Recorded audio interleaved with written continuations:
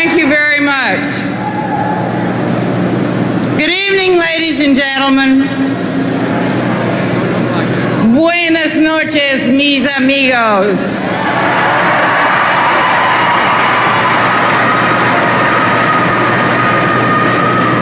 I'm delighted to be here with you this evening because after listening to George Bush all these years, I figured you needed to know what a real Texas accent sounds like.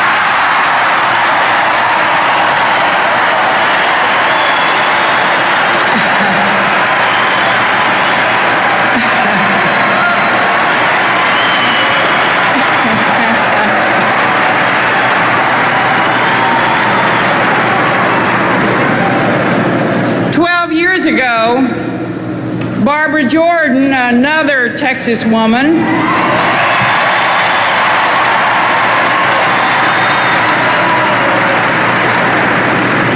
Barbara made the keynote address to this convention, and 2 women in 160 years is about par for the course.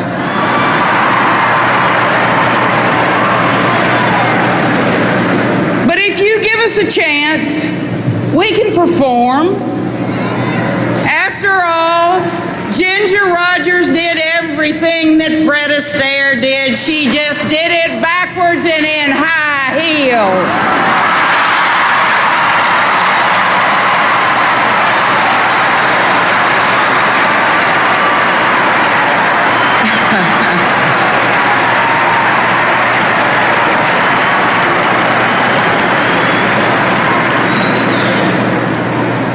I want to announce to this nation that in a little more than 100 days, the Reagan, Meese, Deaver, Knopfziger, Poindexter, North, Weinberger, Watt, Gorsuch, Lavelle, Stockman, Haig, Bork, Noriega, George Bush will be over.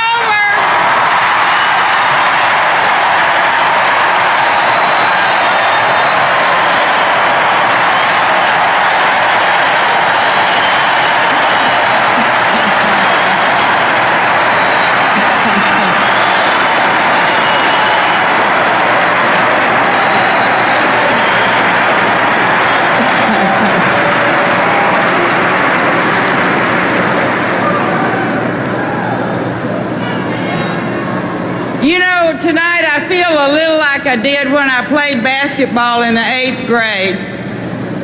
I thought I looked real cute in my uniform, and then I heard a boy yell from the bleachers, "Make that basket, bird legs." And my greatest fear is that same guy is somewhere out there in the audience tonight. And he's going to cut me down to size.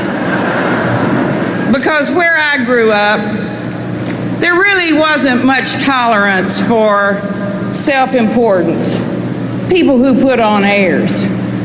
I was born during the Depression in a little community just outside Waco, and I grew up listening to Franklin Roosevelt on the radio.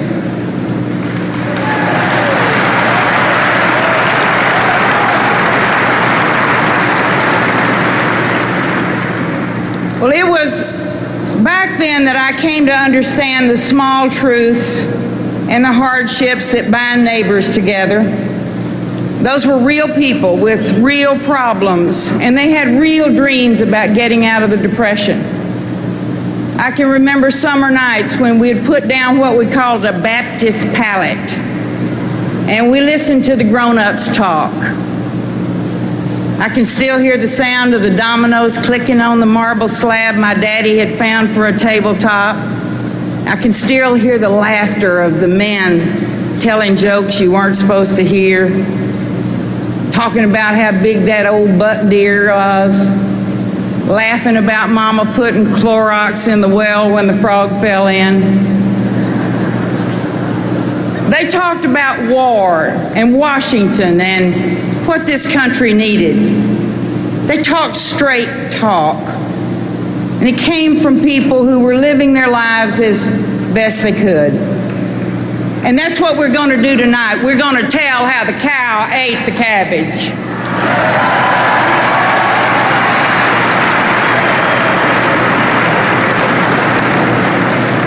I got a letter last week from a young mother in Lorena, Texas, and I want to read part of it to you. She writes, "Our worries go from payday to payday, just like millions of others. And we have two fairly decent incomes, but I worry how I'm going to pay the rising car insurance and food. I pray my kids don't have a growth spurt from August to December so I don't have to buy new jeans. We buy clothes at the budget stores and we have them fray and fade and stretch in the first wash. We ponder and try to figure out how we're going to pay for college and braces and tennis shoes. We don't take vacations and we don't go out to eat. Please don't think me ungrateful. We have jobs and a nice place to live, and we're healthy. We're the people you see every day in the grocery stores. We obey the laws, we pay our taxes, we fly our flags on holidays, and we plod along trying to make it better for ourselves and our children and our parents. We aren't vocal anymore. I think maybe we're too tired. I believe that people like us are forgotten in America." Well, of course you believe you're forgotten, because you have been.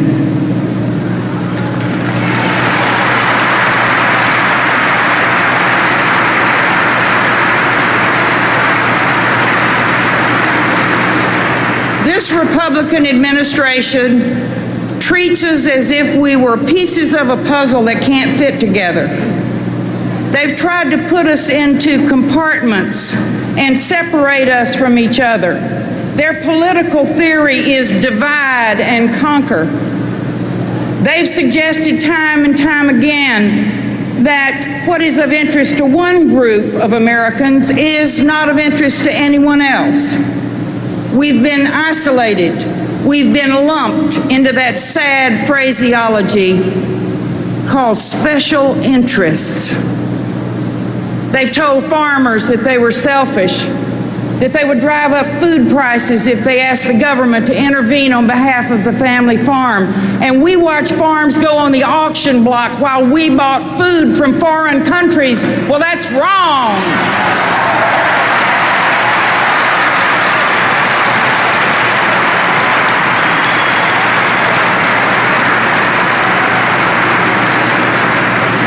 They told working mothers it's all their fault that families are falling apart because they had to go to work to keep their kids in jeans and tennis shoes in college, and they're wrong.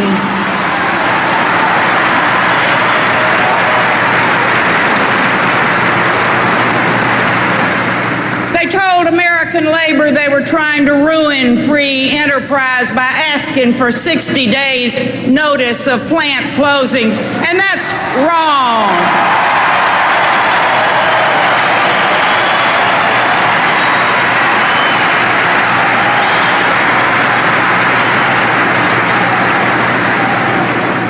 And they told the auto industry and the steel industry and the timber industry and the oil industry, companies being threatened by foreign products flooding this country, that you're protectionist if you think the government should enforce our trade laws, and that is wrong.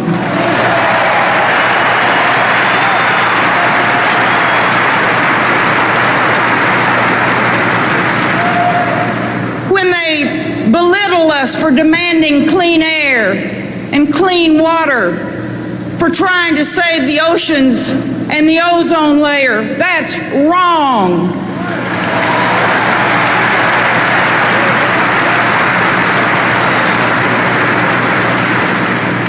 No wonder we feel isolated and confused.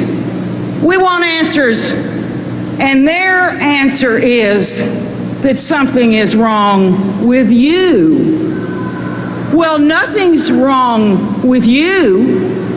Nothing's wrong with you that you can't fix. 6 in November.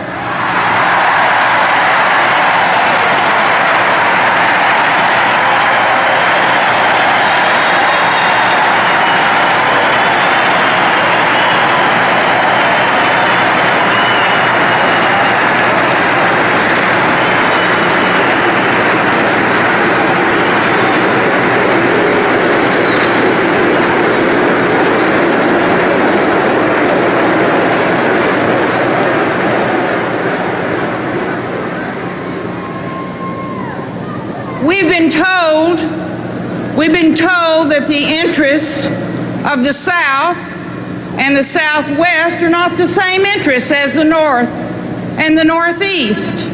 They pit one group against the other. They've divided this country. And in our isolation, we think government isn't going to help us. And we're alone in our feelings. We feel forgotten. Well, the fact is that we are not an isolated piece of their puzzle. We are one nation. We are the United States of America.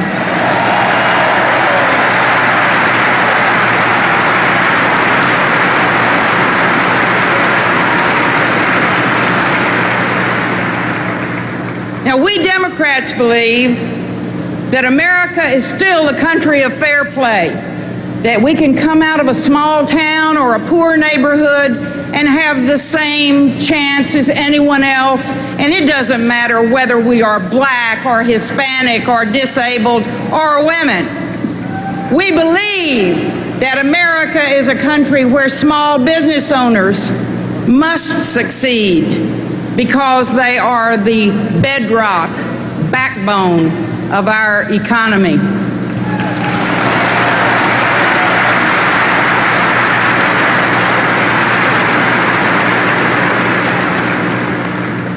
We believe that our kids deserve good daycare and public schools.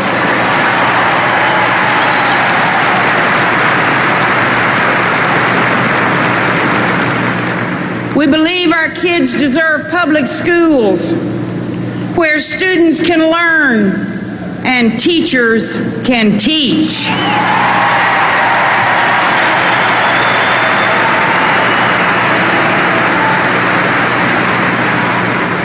And we want to believe that our parents will have a good retirement, and that we will too. We Democrats believe that Social Security is a pact that cannot be broken.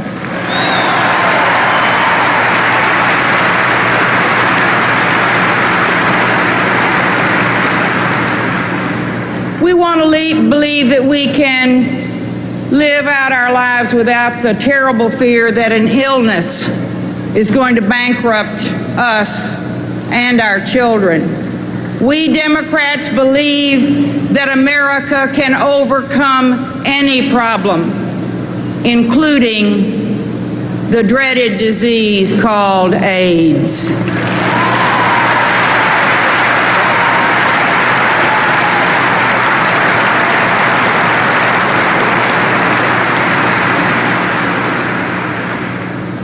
We believe that America is still a country where there is more to life than just a constant struggle for money.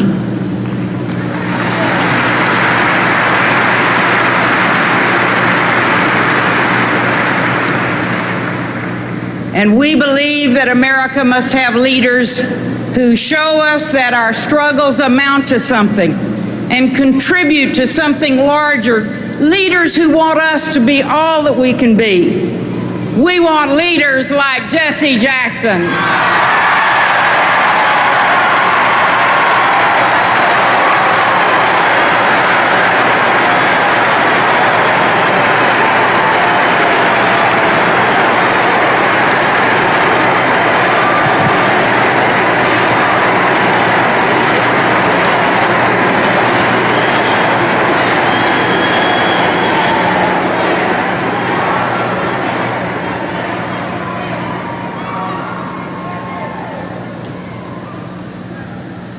Jesse Jackson is a leader and a teacher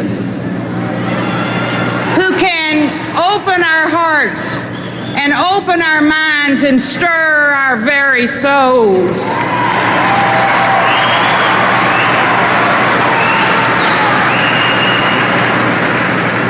And he has taught us that we are as good as our capacity for caring. Caring about the drug problem, caring about crime, caring about education, and caring about each other.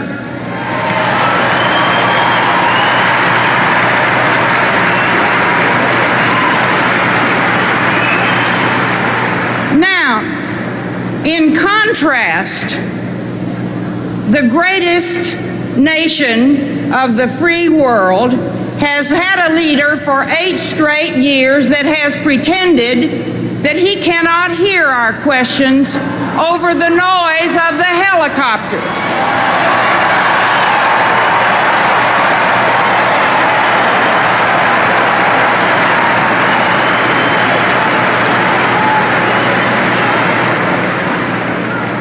And we know he doesn't want to answer, but we have a lot of questions. And when we get our questions asked, or there is a leak, or an investigation, the only answer we get is, I don't know, or I forgot.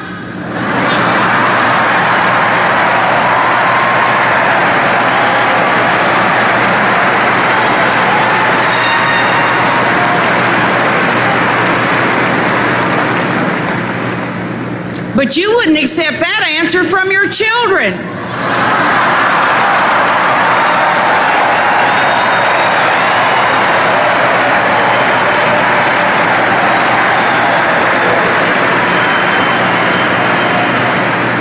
I wouldn't.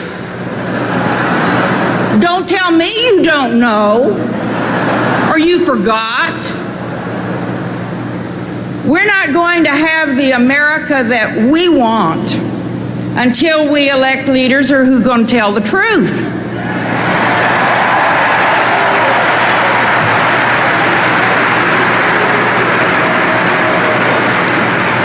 Not most days, but every day.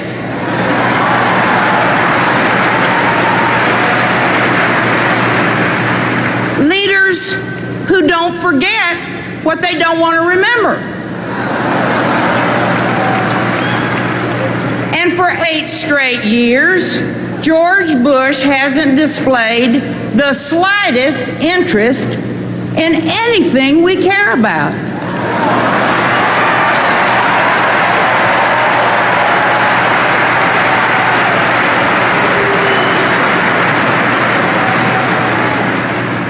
And now that he's after a job that he can't get appointed to,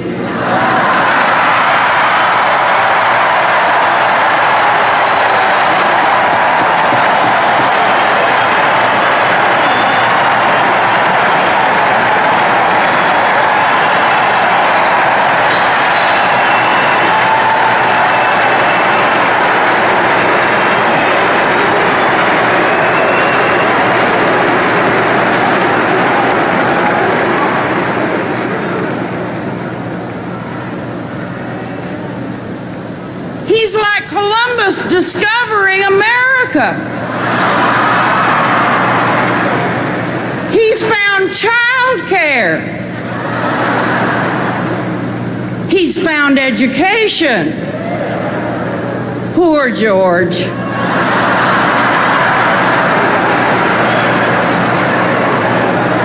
He can't help it.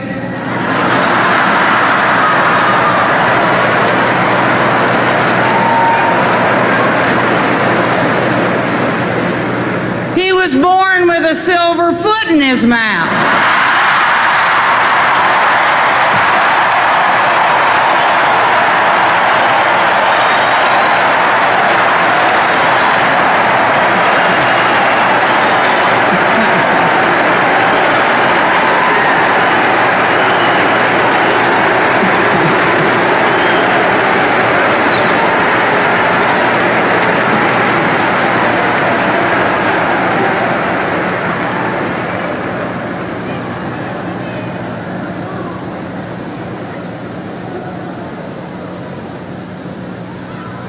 Well, no wonder. No wonder we can't figure it out. Because the leadership of this nation is telling us one thing on TV and doing something entirely different. They tell us that they're fighting a war against terrorists. And then we find out that the White House is selling arms to the Ayatollah.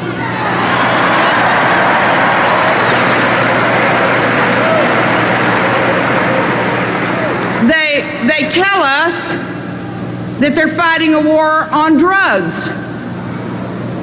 And then people come on TV and testify that the CIA and the DEA and the FBI knew they were flying drugs into America all along.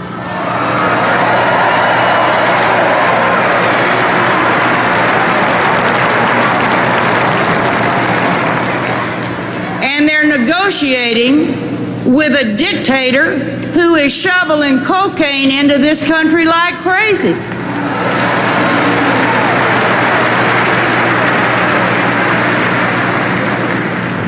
I guess that's their Central American strategy.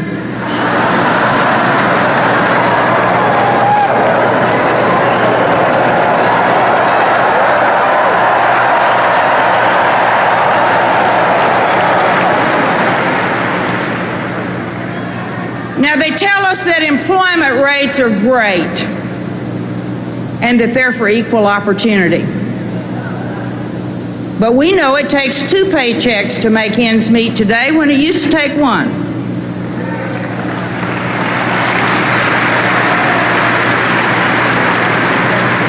And the opportunity they're so proud of is low-wage, dead-end jobs.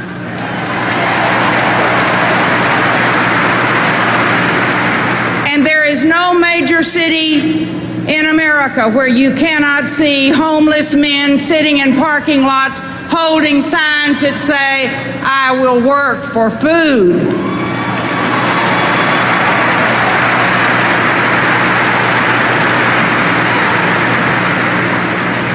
Now, my friends, we really are at a crucial point in American history.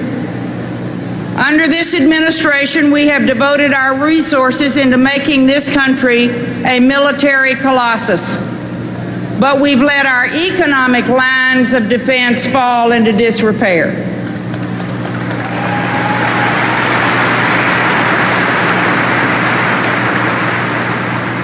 The debt of this nation is greater than it has ever been in our history. We fought a world war on less debt than the Republicans have built up in the last 8 years.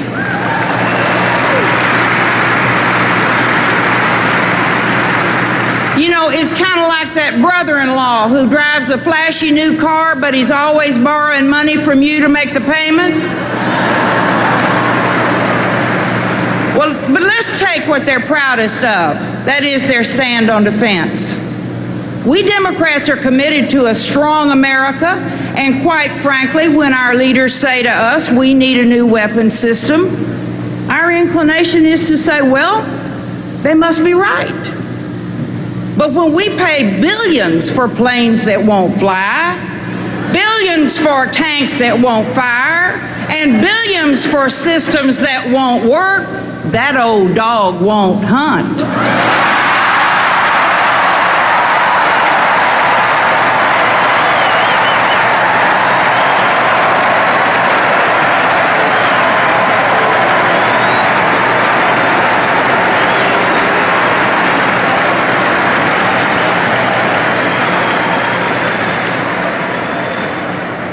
And you don't have to be from Waco to know that when the Pentagon makes crooks rich and doesn't make America strong, that it's a bum deal.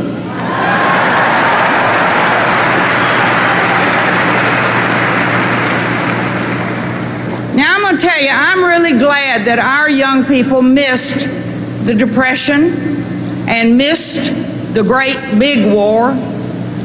But I do regret that they missed the leaders that I knew. Leaders who told us when things were tough, and that we'd have to sacrifice, and that these difficulties might last for a while. They didn't tell us things were hard for us because we were different or isolated or special interests. They brought us together, and they gave us a sense of national purpose. They gave us Social Security, and they told us they were setting up a system where we could pay our own money in, and when the time came for our retirement, we could take the money out.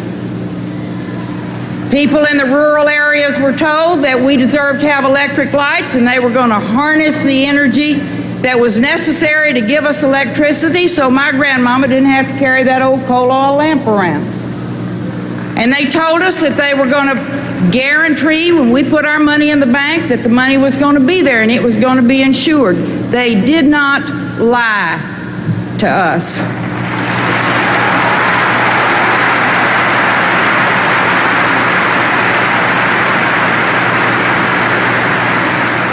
And I think one of the saving graces of Democrats is that we are candid. We talk straight talk. We tell people what we think. And that tradition and those values live today in Michael Dukakis from Massachusetts.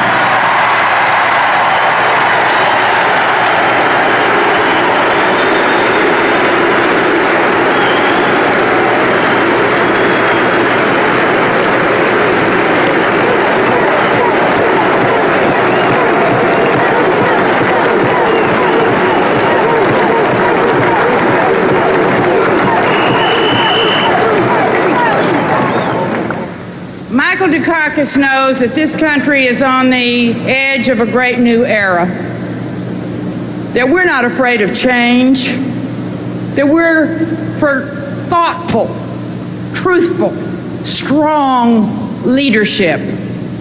Behind his calm, there's an impatience to unify this country and to get on with the future. His instincts are deeply American.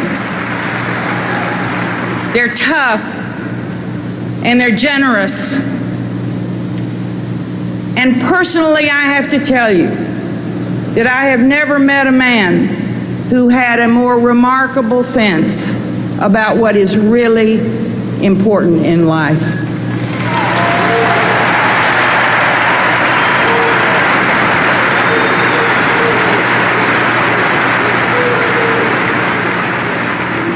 And then there's my friend and my teacher for many years, Senator Lloyd Bentsen.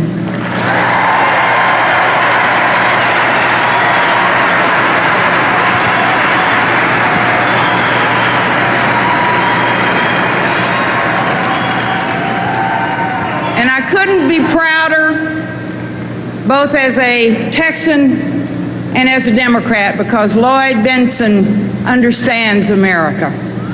From the barrio to the boardroom, he knows how to bring us together by regions, by economics, and by example. And he's already beaten George Bush once.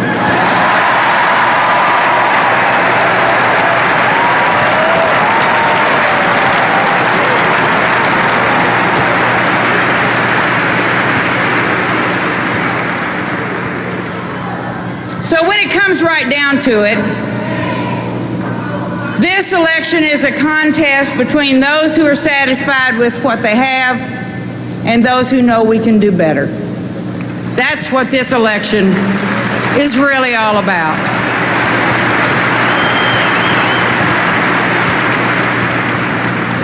It's about the American dream, those who want to keep it for the few, and those who know it must be nurtured and passed along.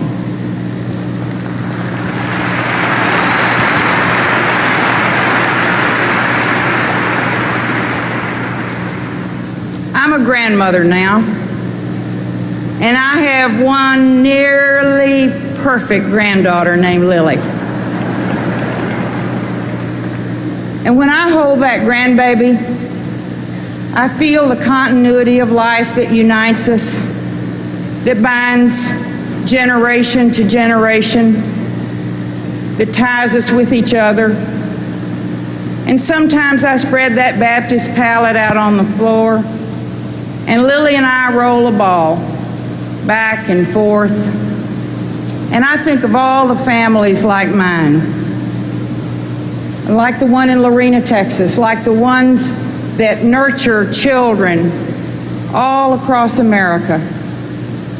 And as I look at Lily, I know that it is within families that we learn both the need to respect individual human dignity and to work together for our common good. Within our families, within our nation, it is the same.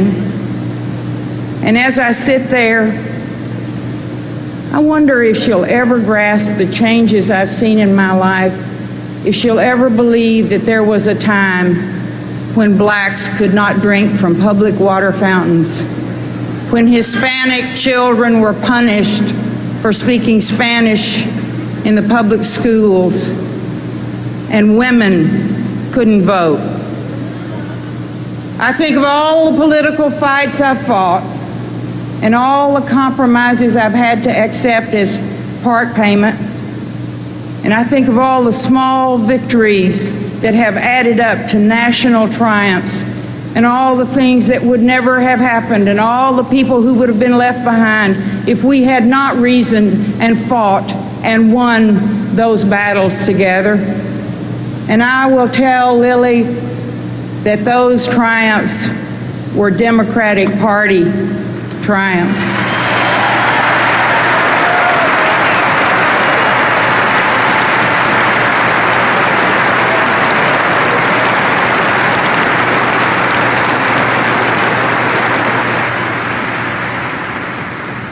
I want so much to tell Lily how far we've come, you and I. And as the ball rolls back and forth, I want to tell her how very lucky she is. That for all of our difference, we are still the greatest nation on this good earth.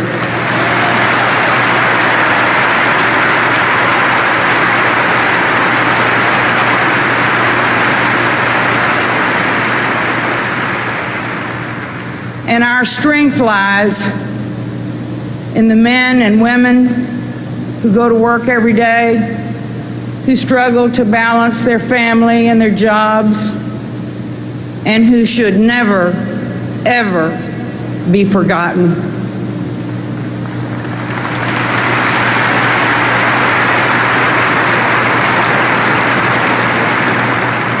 I just hope that, like her grandparents and her great-grandparents before, that Lily goes on to raise her kids with the promise that echoes in homes all across America, that we can do better, and that's what this election is all about.